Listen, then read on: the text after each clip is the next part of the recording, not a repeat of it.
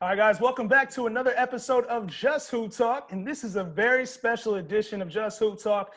You're with Justin Henry, Will Thompson, and today we have Kahlil Thomas and Jason Cordner here with us from the Box Out, and we have a very special announcement about the Box Out. Stay tuned. You are now tuned in to the next best thing. Justin Henry, Will Thompson. Yeah, Let's go. y'all can talk that talk, but this is just Hoop Talk. Updates on the news, analysis who's who gon' win, who gon' lose. Is it true? Is it true? This is just Hoop Talk. This is just Hoop Talk. Ball.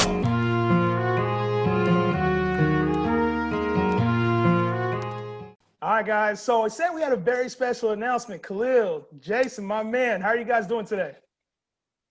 Good, man. We're doing good. All good, baby.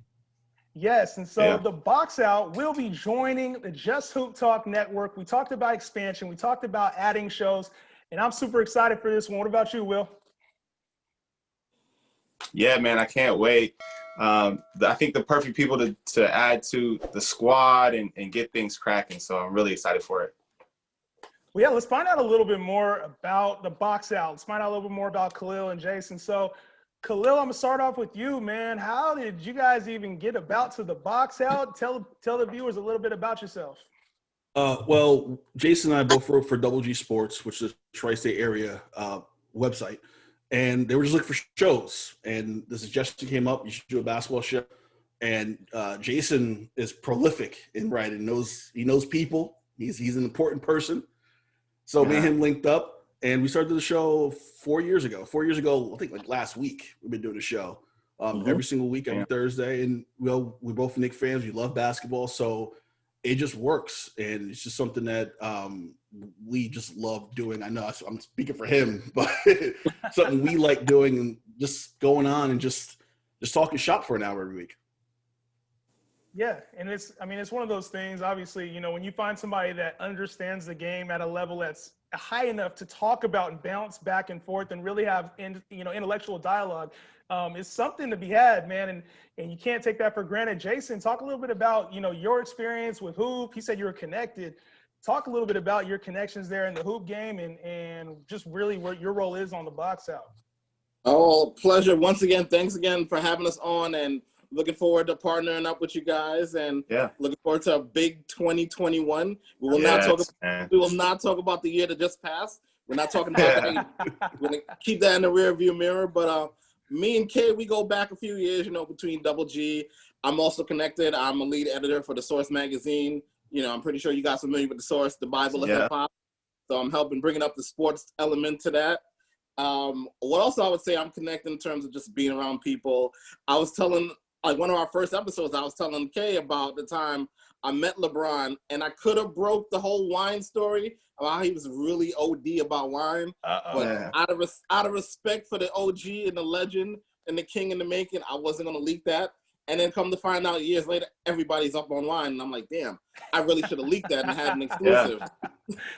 But, one time, 2 years ago, I also told Kay that, I had a real in-depth talk with Miles Plumlee, and he was schooling me on to the whole game. This is right before he signed the Denver deal, maybe a couple of days, and he was telling me that he might have been going to Denver, and he was schooling me to the ins and outs of behind the scenes, and it made for a great topic. It also made for him putting me on the game, so now I know a lot what goes on into what a free agent thinks before they're going, and I used to always tell Kay, the problem with the Knicks, we gotta talk about Knicks real quick. I said the problem with the Knicks is not players don't want to come here.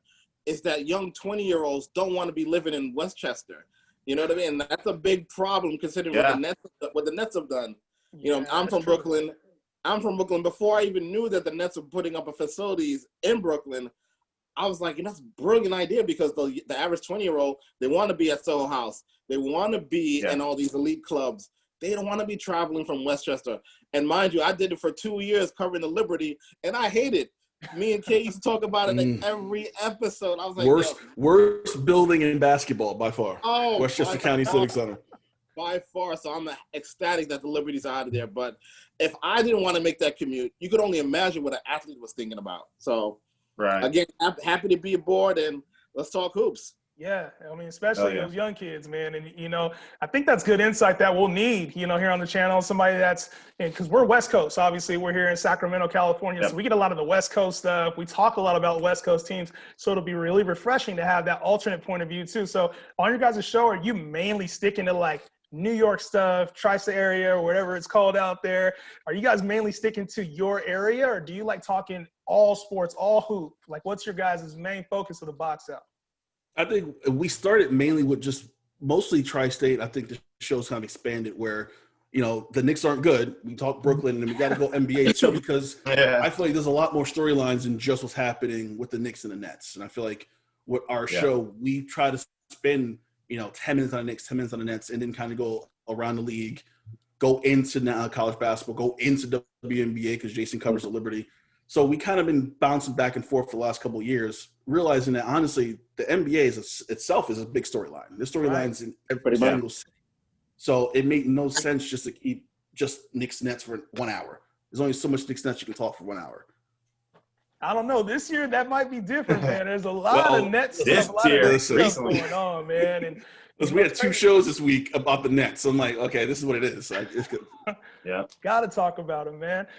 I'm more interested a little bit about like your guys' background too. So I know we talked a little Jason about, you know, your hoop background. Kahlil, man, how long have you been following sports? Is it like, you know, you talked a little bit about the Knicks. It's always been your favorite team. Like, just give us a little bit of insight to your hoop background, man. Well, I've been watching sports for years. Grew up in New Jersey, so I grew up a Knicks fan, but then also the Nets here. So I couldn't, you know, 6 kids couldn't go to the Garden, but we could always go to the Meadowlands and watch the Nets play. So watched a lot of Net games, watched a lot of Knicks games. Knicks was always on TV, so you always saw them on television. Kerry Kittles? Kerry Kittles is the Kerry man? Kittles, yep. Kerry Kittles. Yep. I go back to like Derek Coleman, Drazen Petrovic, Kenny Anderson. There it is. That's like old, like 91, 92 Nets. That's when I started like going to games. And then started writing about it. I covered a lot of college basketball, but NBA has always been something that, you know, you see on TV. You hear that John Tesh theme song, and you're like, okay, basketball's on. Yeah. So that's kind of my background as a fan first, and then reporter, writer second, always. Yeah, there you go, man. It's, you know, I think that's kind of where we started too. Is, you know, we both played different levels. We watched the game at different levels, and so it made for a different type of connection. So on Will and I's show, you know, when we do our joint show, we do a lot of back and forth. It's a lot of just conversational.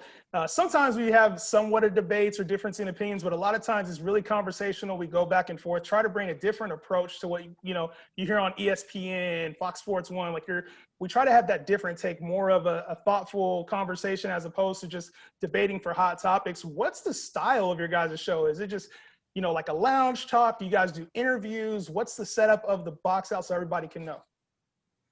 You want to take this, Jason? It's more like a lounge / barbershop / you know, some what's that show on Complex with the hot sauce? Because we have some hot, spicy hot takes. Fire ones or whatever it's called. Hot ones. Hot ones. So picture all those elements roll into one. Like, you know, for example, you guys are in Sacramento. By K standards, you guys have our point guard. But that's all, you know, that's a whole conversation for some hot. You know, things like that. We just talk about. Hey, Will's the Kings fan. Will's the Kings fan, man. You took our guy. You took our guy. Draft night, man. Draft night. We have a show every draft night live. We do like about 2 hours, and I was just set. I'm like, Tyrese Halliburton, that's our guy. Yeah. Feeling good. We need a point guard, and then they pick Obi. I was like, you got to be joking. And I kind of blacked out for a few seconds. And Jay is always like the voice of reason. So as I'm blacking out, Jay's like, it's okay. Like, I couldn't figure it out. I thought, you know, Obi, we were like, cause we'd even done like a little mock draft beforehand, and we were talking about the point guard needs for that team, man. It was the perfect fit. I felt like Halliburton slid right to the Knicks. And then they took top, and it's like, you guys kind of already had that style player anyway. You got the bigger mixed small forward, power forward type combo player, and Halliburton was right there for a taking. We've seen what he's doing this year. Yeah, and I think I said it on Friday's show. I said, you know, he's not killing the league by any means, but you see flashes. Yeah. you see what he's going to be and what he could have done with the Knicks. I feel like we have a lot of power forwards. We just signed Taj Gibson. Now we got another one. We don't need another power forward, and we just got another one, and just for the hell of it, really. But to be the voice of reason for new management, you gotta like what Quickly's doing. I feel like if we used to that's what I was gonna say. If we used to do the redraft of the board right now, he's definitely a top 10. And I think the Knicks management saw that Obi was sliding, and they was like, let's get the hometown kid. No one's really up on Quickly yet. We'll get him on the back end. And I think that strategy is somehow paying off a little bit. Maybe. We'll see. We'll see how it goes. Time will tell. Halliburton has the look, and we're here in Sacramento, so we get a chance to see Halliburton on a real close basis. Halliburton looks like the real deal. He's like an all-star player. He plays with pace. And yes, I agree with the point guard take there in Sacramento, because I think that Halliburton is probably the point guard that's going to be leading this team 5-6 years down the line, as opposed to De'Aaron Fox, even though he got the max. Will really likes Halliburton too. Yeah, that's I love the pick. You just don't see the Kings make a good draft pick, bro. So it was so refreshing. Obviously, new management, man. Like, just like finally, bro. Finally, they make a good selection. So time will tell. Who knows what they're gonna do for the future? But it's good to see, man. It's exciting. I feel like the mixed bag of this whole thing, because I'm a Laker fan, and we got Knicks and Kings here, two suffering franchises that can't get the draft right, can't get free agents right. I'm just sitting back in my chair thinking, man, I have no part in that depressing conversation that is the Kings and the Knicks. You don't gotta worry about the draft, bro. Yeah. Well, here's the thing with Sacramento, though. And we've been doing the show 4 years, and even before we started doing the show, you just see Sacramento. I'm like, okay, Vlade Divac, he seems capable, like good players, but good. And he just made every bad move you could make. And I was like, how is this possible? And kept his job at the same time. Yeah, I'm like, how is this possible that this keeps happening? Yeah, it's wild. There's, it starts at the top over here, man. It really does. It's sad to say, but ownership has been difficult. And that's really that's the only way you stay this bad for this long is starts at the top, making mistakes in the draft. Like, you would think that would luck into a good season at this point, but it hasn't even happened, man. It's crazy. What's more likely, a Kings turnaround or a Knicks turnaround? Go. I think it's the Knicks. It's the Knicks. The voice of reason. I think it's the Knicks because they understand that what you have to do to turn it around. I feel like the Nets right across the river is laid out the perfect blueprint. Yep. Let your young guys develop, see what you got. Clearly, from what we've seen from the Nets, players want to come to New York, build a facility in Manhattan instead of Westchester, and things will turn around quickly. I think Tibbs has also come down in terms of like being a drill sergeant, where he's kind of learning like the Tom Coughlin approach, where like, all right, it's a new generation. Maybe I'll fall back on a little bit of what I'm doing, and everybody's buying in. Randall is having a tremendous early part of the season. Yes. The young guys, even like I was telling Kay, even in the Nets loss, the way they fought back, even to lose by a couple of points when they were down by like almost 20, but like 4 minutes. I was a little impressed because they're not giving up. They're playing hard. Yep. Wins and losses, it doesn't really matter. It's all about building culture in New York. But Will made a good point, too. It starts at the top. And, that's true. Rivik is, questionable owner. We still have James Dolan, and that's like the kryptonite. He's really quiet, but it's a matter of time before he starts like, let's add some players to this trade, like at Carmelo. That trade was done, and then Dolan came in and gave away 3 more players and like 2 more picks. So that's always a wild card with the Knicks. Is Dolan going to stay out and let guys do their job, or will he start to interfere? When that starts, that's when all hell breaks loose. So that's the wild card in this question. I think there's a couple of factors that are against the Kings. The West is tough, man. The Kings could rebuild, look great, and not even make the playoffs at this point. So the East is a little bit easier of a path to sneak into the playoffs. And then I think the Knicks have the potential to get a free agent, and the Kings just have not been able to ever in the history of the franchise sign a free agent. So advantage Knicks for me, but like that's from a Kings fan too. I was like, wow, okay. Yeah, I mean 15 years now, man. I gotta be real, I gotta be realistic. It's been a long drought. Never be realistic. Never. Well, I think you guys make nice. good points, and one of the things that kind of stuck out to me is about the ownership part, right? And I think bringing in a guy like Leon Rose, bringing in some of those agent guys, it seems like the Knicks are trying to turn the corner. They're trying to at least go up, as opposed to, the Kings are actually doing the same thing, bringing in like an analytics. It's like both franchises are trying to just rewrite the script. And so, I mean, hopefully we see a bounce back from at least one of them. The Knicks look really good this season, started off a lot stronger than people think. I know they still have some things to work on, of course, and some ways they can get better. But the Knicks don't look too bad. What are some other early storylines you guys are talking about or interested in? I know that there's been some hot teams coming out the East, the Magic, obviously the Nets with the trade, they're playing well. Obviously they got Harden. What are some other storylines you guys are talking about right now? I think the one that we talked about on Friday was about the Harden trade, but the other end of it, of how the Sixers might have dodged a bullet in not trading Ben Simmons. Yeah. For now, because I feel like, and I think I use this analogy, that Ben Simmons is like Liam Neeson and Taken. Like, he has a certain set of skills, and that's all he has. Like, he's not going to get any better than what he is. And I feel like if Philadelphia is okay with that, then it's going to work. If they try to make him out to be Jeff Hornacek and try to shoot threes, it's not going to work. So, and then with and Harden, he played well last night, but the attitude is still like Tuesday's still in your head from that press conference. So maybe Philly dodged a bullet in not letting Simmons go and getting Harden. I like that point, man, because I'm a big Ben Simmons fan. I think he's still really young. He still has time to develop. And if they play him as that point forward sometimes, they play him at the 4 sometimes as well, they let him kind of just be Ben Simmons. I think that's the reason they brought Doc in.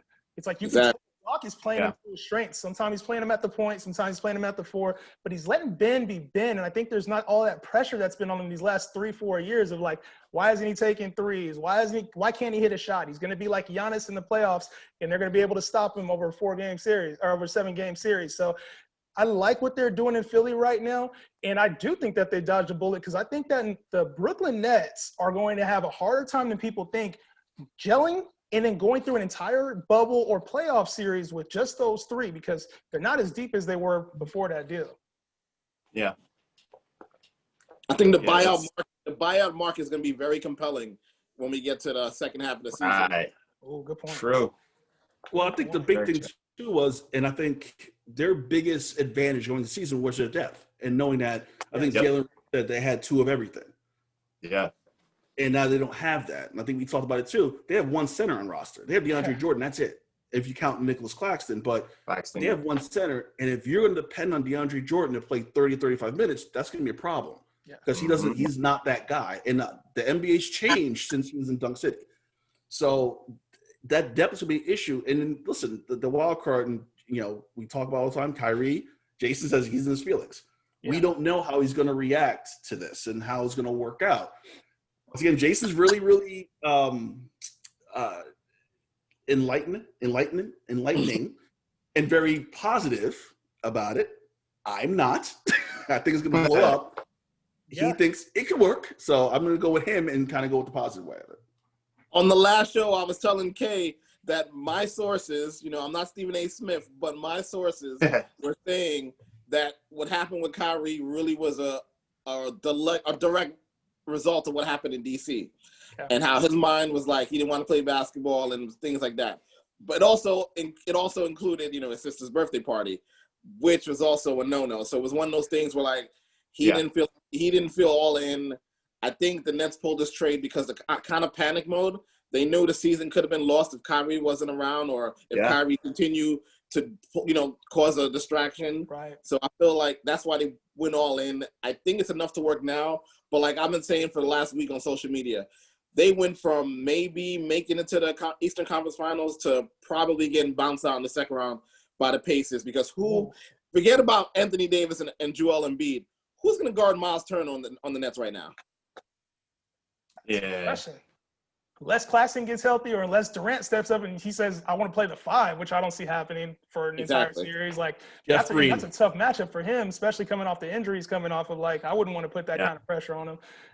That's a really good point, because there's some tough, as much as the West is what's considered at least the top division, there's a lot of tough teams in the East, and the East is really super deep. And we're talking like, the 5, 6 seeds are going to be like Atlanta, Philly, Boston, or whoever is down there. Like, there's going to be some tough teams down there, whoever you play, 1 through 8. That's a really good point to bring up. Even the Magic was a tough matchup for them. You saw KD guarding Vucevic a lot of the game, man. Mm-hmm. That's going to be tough, bro. And he has to be able to do it. But then you're taking away from his strength. You got him down low, banging with a big, and then expecting him to go down the other end and get buckets every single night. It's going to be a lot to ask of KD. So we'll see. I like the dynamic of Harden and KD, and I like the dynamic of Kyrie and KD. But the three of them, like, I have no idea how that's going to work, man. I really don't. We saw Harden playing kind of – go ahead. I mean, it's either going to work or it's going to be – I think I compared it to Terrence Trent D'Arby, who was a 90s soul singer who had a really good first album in 91 and then flamed out real fast. It could either be great and it'd be 2-3 years of greatness, or it could just be like, okay, we're going to blow this up now. And the Nets will be back where they were after Pierce and Garnett retired. Yep. I got a different feel for this one because it feels more like when the big three for the Heat came along, where it was Bosh, Wade, LeBron, and they all had to figure it out. And I think it took a little bit, even though they went through that first run and then they got bounced in the finals. It was like they were always like the best team in the league, but teams matched up against them. When you got a complete team, when you had the Dallas go up against them, when you had San Antonio go up against them, it was like they could lose. It wasn't like they had a big three that was just impossible to beat. They were a beatable team. And I think that's the same thing with this Nets team. Until they get a center that can come in there and actually play, or unless they're going to keep Harden at the point guard position, they're going to have to figure out who's going to play point too, who's going to be the distributor, who's going to be the facilitator. And I think that's a key part because at some point, Harden's going to want to shoot. That's just his game. He's going to want to shoot. He's going to want to play, play that 2 role. And so I think for me, seeing the Nets up there with some of those other teams, I think they are very beatable. And Jason made a really good point. A second-round exit seems more possible than it did with the team that they had previous. I mean, think about this too. Spencer Dinwiddie's supposed to return. So that's another person who wants to shoot the ball. How's that going to work? Mm-hmm. Is he going to be on the floor, any 3 of them, or are they going to try to keep – so there's a lot of moving parts to this now. Yeah. I like you guys' insight, man, and it's refreshing to have a different voice on the show. It's refreshing to have a different show on the network. We're really excited about having you guys on. Any takeaways for the fans, what they should expect from you guys moving forward? Just like Jason said, barbershop talk. The way I describe it to people is, Jason's analysis and the way he looks at the game and how he knows things, I will put it second to none against anybody. And I'm just the funny one who makes jokes and goes on rants. And that's kind of what we figured out. Jason's the experienced and the enlightened person, and I'm just a guy like, I hate John Calipari. That's my thing. So that's who we are. So people just expect a lot of that, a lot of back and forth, and just fun. And we always try to have fun with the show every single week. Good. We'll love to hear it. The box out coming to you very soon this Thursday. Time to be determined. We will have it for you here on the Just HoopTalk Network. Any parting thoughts for anybody?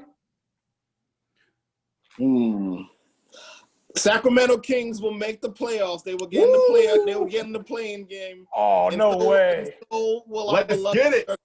Let's get it. Does the playing game count as the playoffs, though? Yes, absolutely. We'll count it. We're hanging up playing game banners. Let's go. Hell yeah, let's get a banner, baby. Oh, man. That's a way to leave this show. We're going to get off on that note. Just Hoop Talk. Be sure to subscribe, like the channel. Make sure you follow along and share on social media. Just Hoop Talk, another edition in the books. We are out.